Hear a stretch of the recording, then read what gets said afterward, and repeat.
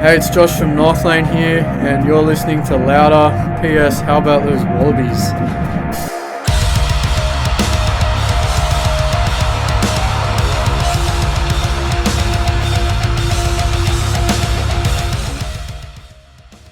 So I am here with Josh of Northlane. How are you doing? How's it going? Yeah, I'm not bad. How the British treating you guys?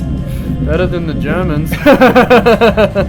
Okay, you've been asked recently, a lot, about influences and what inspires you and bands you like. Yeah. So if you don't mind, I'm going to take it through another route. You were brought up on the shoulders of Neighbours. Does it affect your creation? I never watched Neighbours. Really? But I'm impressed that you know the show. Of course. But I vehemently dislike Neighbours, as well as Home and Away. Okay. I don't have time to watch stuff like that. How about the Minogue family? The what? Kylie and the Minogues. and Danny. Well, I think Danny is a bit of a joke. She's just riding on the coattails of her sister, but her sister is one of the most talented singers ever to come out of our country. Of course, both of them would never be caught wearing a coat, so or anything. So nothing about Carl Kennedy and the right prescriptions. Carl Kennedy? Currently, he is a character on the show, and he has a band. What show? Neighbours.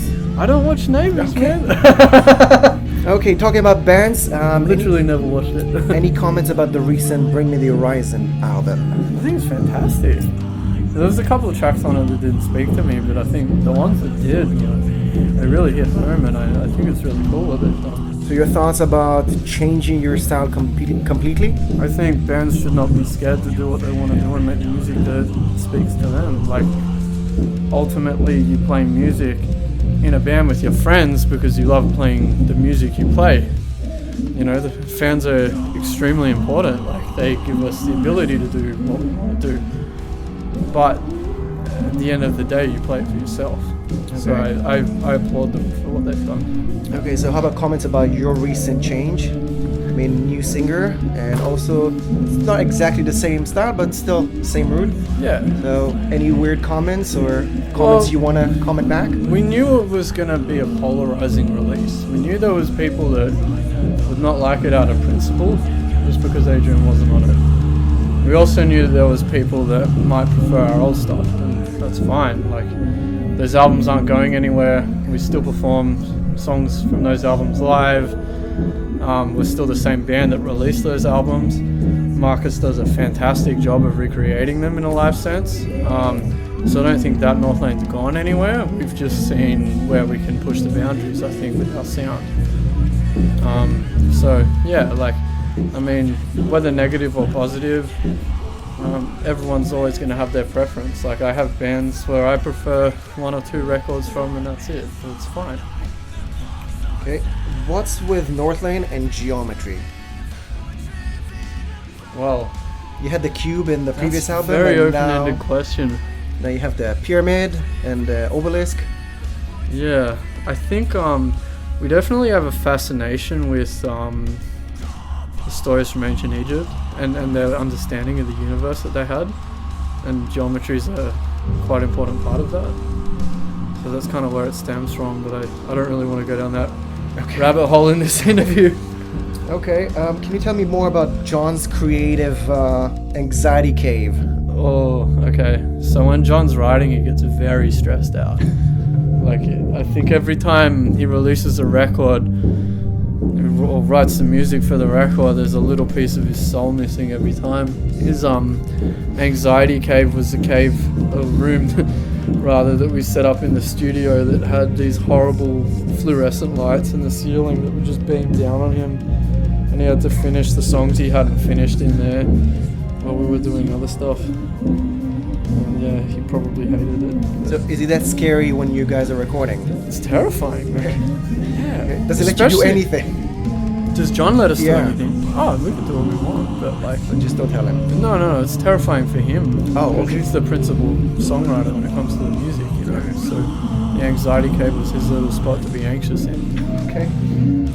Tell me about Marcus's evolution as a performer with you guys. 'Cause I think the Yeah. previous tour was his first tour with you guys.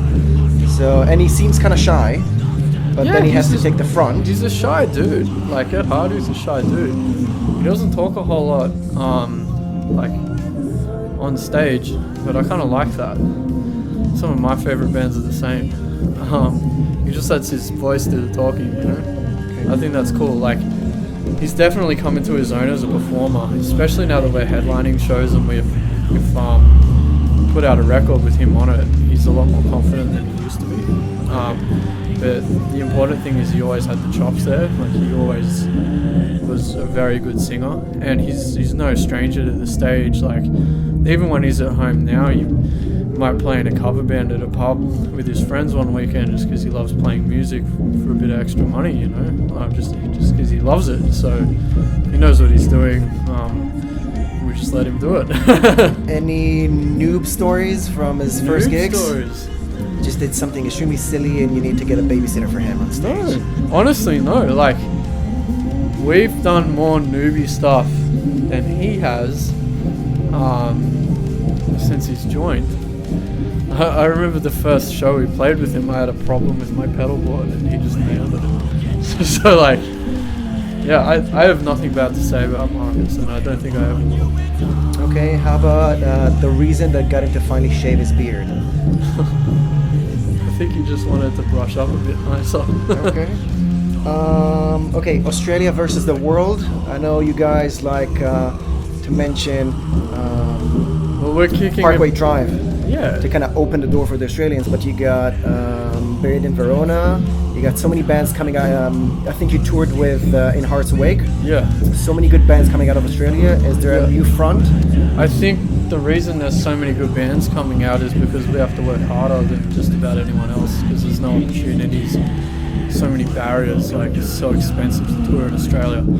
When you tour overseas for the first time, like the first time we came to Europe, we lost like $20,000-$30,000 every single time, you know. So like, you have to be very good at what you do to even get the chance to branch out and show the world your music. But even when you do that, it's super difficult. So the bands that get out of the country have really cut their teeth, and they've really become something unique because they're forced to in our country. You know, there's no room for two of the same. And I think like Parkway Drive not only paved the way and opened doors, but they showed people that it was possible.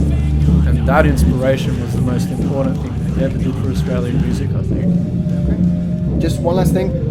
Marcus offstage, any initiation, any pranks you may go Pranks? through? I could never pull a prank on him because he's just Okay, too your much smile of a is telling lovely... me a different story. No, seriously. Like, Nothing. You joined the band and just started He- drawing some geometry object. no. What? The reason why he fits in so well, there's a few reasons. Firstly, he's extremely chill and easy to be around. Easier than most people I've ever toured with. Like, he's just very relaxed.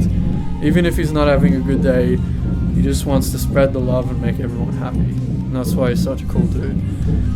But he's also really good at cricket, and we play a lot of cricket. Okay. Yeah, that's our thing. Okay.